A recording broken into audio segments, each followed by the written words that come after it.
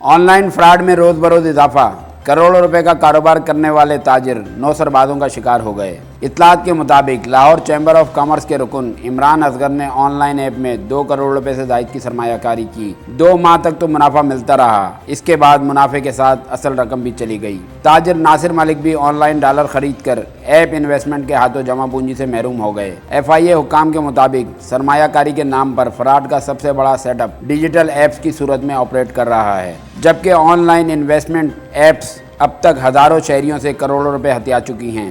دوسری جانب crack down کے دعووں کے باوجود تاحال کوئی بڑی کارروائی عمل میں نہیں لائی جا سکی ہے۔ محمد صغیر، تجارت نیوز، کراچی۔ تجارت نیوز کو YouTube پر سبسکرائب اور لائک کیجیے۔ اس کے ساتھ ساتھ بیل آئیکن کو بھی لازمی کلک کیجیے تاکہ آپ تک پہنچ سکیں ہماری تمام منفرد خبریں جو آپ دیکھنا چاہتے ہیں۔